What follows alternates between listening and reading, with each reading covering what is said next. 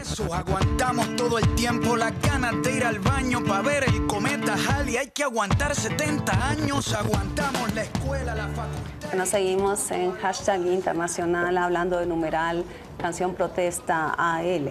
Estamos recibiendo muchas preguntas. Ya voy con todas las preguntas antes. Egdeberto, te quería hacer una pregunta sobre el tema de folclore, la tradición que se mezcla con lo nuevo. Eutropeleando, @Eutropeleando, manda a preguntar si el hecho que se llame Nueva Canción Latinoamericana significa que hay una voluntad, una intencionalidad de dar un nuevo relato de nación. ¿Y eso cómo se vincula al folclore, digamos, a acudir a los ritmos tradicionales? La nueva canción en los años 60 en América Latina, particularmente en, digamos, lo que sería Brasil y otros sitios, que se llama Nueva en Brasil particularmente, trata de estar, de separarse de otro fenómeno, que son el populismo de los años 40 y 50, que también es totalmente político y también era totalmente musical. O sea, por ejemplo, uno no puede, si uno conoce la historia, por ejemplo, de Argentina o del Cono Sur, en los años 50 el peronismo tuvo una base fundamental de canciones y de música esa que llamamos música que da identidad. Esa misma música del norte, por ejemplo, el tema de zambas, de todos estos temas, estuvieron totalmente ligados al peronismo. Y una pregunta, ahora que habla de Argentina, y no puedo dar crédito a la pregunta que me llegó esta tarde porque fueron tantas que no puedo dar crédito, pero la pregunta es, ¿el tango también podría ser de protesta? Pero naturalmente, naturalmente. Es que Laura, uno no puede encasillar lo político / social en géneros musicales. Es casi que totalmente independiente de eso. ¿Por qué no hay expresión? Pero Manolo, entonces, ¿por qué de todo lo que me llegó hoy, de cantidad de gente escribiéndome, nadie me mandó un merengue de protesta? Pero de alguna forma lo hay, inclusive en la música tropical colombiana. Hubo una canción muy popular en los años 70 que se llamaba La Violencia. Pero claro, y entonces hubo canciones en la costa que se hicieron en los años 40, sobre todo una época de mucha agitación política, y hay nunca llegaron a ser grabadas y todo, pero había canciones directamente ligadas con eventos como, por ejemplo, candidatos que fallaban en términos de elecciones, el problema de las adhesiones, toda esta política y politiquería dio también para la composición de algunas canciones. Aníbal Velázquez tiene cualquier cantidad de canciones que tienen contenido social, que tienen contenido político. Exactamente. Entonces no trata de como encasillar en el género ni en la época. O sea, decir que 60 y 70 es un error, o decir que es este ritmo, este otro, es un error. Porque si vamos país por país, ritmo por ritmo, uno va a encontrar ciertos representantes. Siempre. El caso, por ejemplo, en México, búsquense los corridos de los Tigres del Norte y eso más social, más político no puede ser. Yo creo que estamos poniéndonos de acuerdo, pero vamos a llegar a un punto que también me gustaría introducir aquí, porque nosotros solemos hacer unas disquisiciones con respecto a esto, que son canciones, solamente desde el punto de vista del texto. Y ese es el 50% del tema. El 100% está en música y en texto. Y esa es la receta más difícil de encontrar. Lo que sobran son melodías maravillosas con letras estúpidas, y lo que faltan son justamente esas cosas que tengan ese equilibrio. Y ahí estamos hablando de un tema que sí es nuevo, y es el concepto del cantautor. Hasta los años 40 existía la idea de la musicalización de poemas y de la musicalización de textos. Eran realmente muy pocos los compositores que ellos mismos producían sus textos. Y el surgimiento del cantautor sí da para que un fenómeno como esto se haya potenciado de la manera que se potenció. Pete Seeger y todos ellos seguían una tradición que es la misma de Bob Dylan. Bob Dylan es uno de los mejores ejemplos de lo que significa para mí eso que llamaría usted social o yo llamo político, o que simplemente se trata de una buena canción. Una buena canción tiene un destino, y es mover algo en usted, en alguien que la oye. Sí. Y naturalmente hay varias posibilidades de que mueva varias cosas. Puede producir todo tipo de reacciones, y en efecto ese es uno de los elementos fundamentales de la canción desde que hay canción.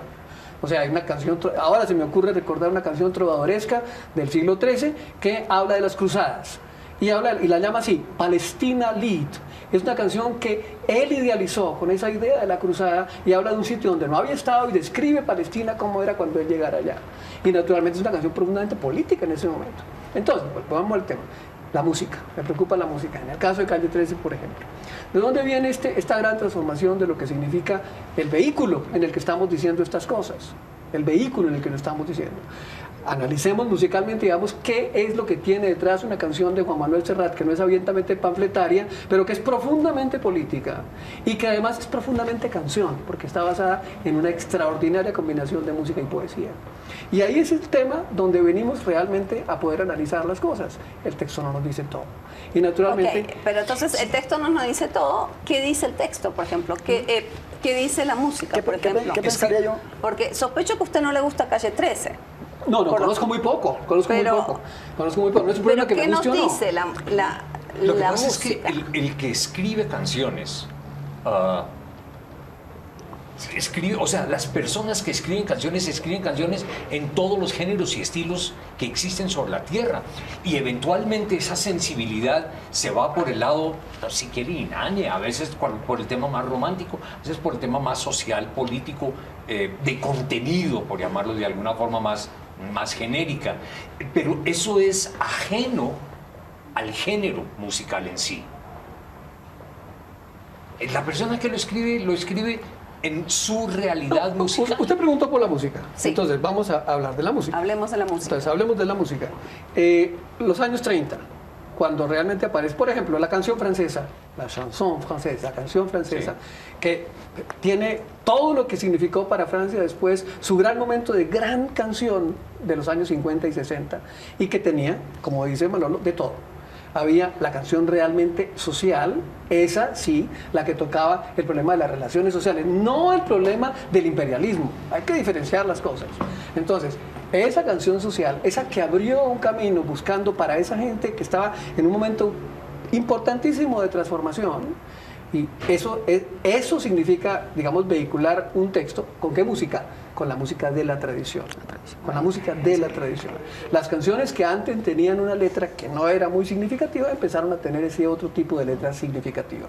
Y luego aparecen los cantautores. Y los cantautores siempre se plegaron a lo que era en ese momento la música que ellos querían hacer y la música que todo el mundo quería hacer. Bob Dylan utiliza, por ejemplo, dos elementos fundamentales: los himnos religiosos. Las canciones de él podríamos decir que son himnos, pero por otro lado son poesías que se tienen solas. Sí. Son poemas que se tienen solos. Y entonces, y la otro elemento que él pone ahí es la gran tradición de la balada inglesa del siglo XVIII. Las grandes melodías de las baladas inglesas él las musicalizó, y las musicalizaron además más personas que uno no las oye. Johnny Mitchell, por ejemplo. Sí. ¿Sí? Una extraordinaria cantante de lo que llamaríamos, como lo que diga usted, política, social, lo que quiera, extraordinaria. Entonces, el problema es buscar qué es eso que nos dice esa música, y naturalmente Calle 13 se ubica en un momento que está totalmente en su estilo y en la gran transformación que causó la música afro-norteamericana de los años 70 finales y comienzos de los años 80, y ahí está la repercusión en el mundo caribeño y está la repercusión en todas partes, porque realmente esto tuvo una repercusión mucho más grande en todo el Caribe. En todo el Caribe. ¿Qué impacto tuvo, por ejemplo, qué diálogo hubo en los 60, 70 entre esa música, por ejemplo, de Bob Dylan, de Joan Baez, con la música en español, con la música en portugués? Aquí hay mucha gente que me está reclamando que no estamos reconociendo, por ejemplo, los aportes de Chico Buarque. Y Gaetano Veloz también, que está... Exacto. Lo mencioné de primero, o sea, tal vez no estaba oyendo. No, lo que pasa es que finalmente es un tema tan complejo. Hablé de la bossa nova. Bueno, de la bossa nova, pero y el tema es tan complejo, tan profundo, que estamos apenas echando como unos brochacitos por ahí. No hay tiempo. Pero, tenemos como unos 15 días para terminar de hablar del tema, pero las 24 horas, por favor. Pero cuéntame un poco qué, digamos, ese aporte de Bob Dylan como cantautor. ¿Cómo dialogó con la América Latina? Y fue muy importante, fue muy importante. Lo que pasa es que naturalmente se ubicó en diferentes niveles, ¿no? Diferentes niveles. Por ejemplo, uno mira Argentina y mira la gran fortaleza que tenía, pues obviamente la tradición que ellos tenían hasta los comienzos de los años 70, finales de los años 60, y allí, por ejemplo, en el caso de Charly García y de ellos, el elemento de la música norteamericana es fundamental. Por supuesto. Anecdóticamente aquí, por ejemplo, no sé si usted lo recuerda, seguramente, claro que sí, Normanus et Darius. Sí, Norma de Principito, Gamincito, etcétera, etcétera. Entonces, su modelo era naturalmente el modelo norteamericano, y además uno de ellos era norteamericano. Norman Smith.